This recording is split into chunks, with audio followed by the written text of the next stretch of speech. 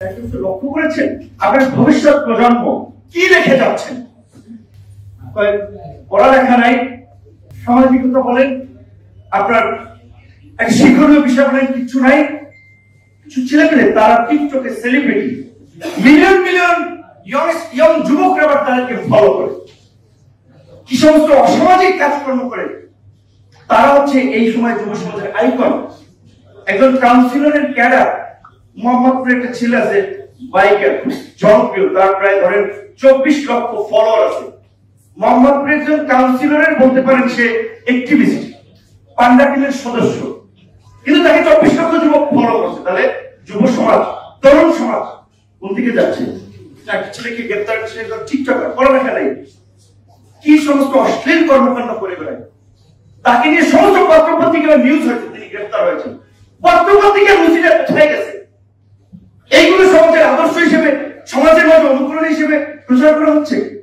যারাই লঙ্কায় গিয়েছে তারাই রাবণের ভূমিকা অবতীর্ণ হয়েছে ক্ষমতাকে কুক্ষিগত করার জন্য। সমস্ত রাষ্ট্রীয় প্রতিষ্ঠানগুলো, সেটা দুদক, আইন শৃঙ্খলা বাহিনী, বিচার বিভাগ, সবকিছুকে বারবার নিয়ন্ত্রণ করার চেষ্টা করছে, যার ফলে আজকে এই রকমের একটা বহুমুখী সংকট আমাদের সামনে এসে হাজির হয়েছে। এই মুহূর্তের যে চলমান সংকটগুলো যদি আমরা বিবেচনা করি, বাংলাদেশের গণতন্ত্রের চেয়েও সবচেয়ে বড় সংকট হচ্ছে বাংলাদেশ আমাদের প্রতিবেশী রাষ্ট্র দ্বারা নিয়ন্ত্রিত। বাংলাদেশের উপরে প্রতিবেশী রাষ্ট্রের কর্তৃত্ব, প্রতিবেশী রাষ্ট্রের কর্তৃত্ব থাকার ফলে শেখ হাসিনার মতো একটা ফ্যাসিস্ট শাসক জনগণের ভোট ছাড়া, জনগণের অত্যাচার, নির্যাতন, গুম খুন চালিয়ে সংসদে পৈশাচিক উল্লাস করতে পারেন, তারা তাদের পক্ষে সাফাই গাইতে পারেন।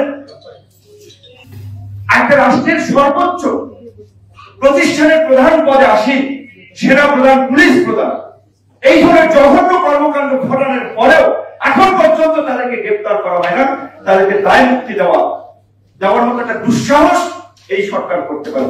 এবং নির্লজ্জ বেহায়ার মতো এই দলের সাধারণ সম্পাদক বলতে পারে যে আমাদের সৎ সাহস আছে বিচার করার। কোথায় সৎ সাহস? কার বিচার করেছেন? প্রধানমন্ত্রী বিশেষ সরকার আব্দুল সোবহান গোলাপের 9টি প্রপার্টির সম্পত্তি নিয়ে আন্তর্জাতিক অনুসন্ধান কাজ করা সংস্থা গত বছর রিপোর্ট প্রকাশ করেছে, ব্যবস্থা নিয়েছেন। শেয়ার বাজারে কেলেঙ্কারিতে সবচেয়ে বড় লুটেরা দুর্বৃত্ত সালমানের প্রমাণের বিরুদ্ধে ব্যবস্থা নিয়েছেন। এই সালমানের বিরুদ্ধে ব্যবস্থা নিয়েছেন। কার বিরুদ্ধে আপনারা ব্যবস্থা নিয়েছেন? বাংলাদেশের লিডিং পত্রিকা ডেইলি স্টার সম্পাদক বলেছিলেন যে আজিজের দুর্নীতি আমরা জানতাম, আমরা প্রকাশ করার সাহস পাইনি, সংবাদপত্রের অসহায়ত্ব। আহা, এত বড় পত্রিকা বলছে আমাদের সরকার 3 দশক পার করছেন, মানে কমফোর্টেবলি বলতেছেন তারা এটা তারা পার করছেন। এই অবস্থাটা দেশে কিভাবে তৈরি হল?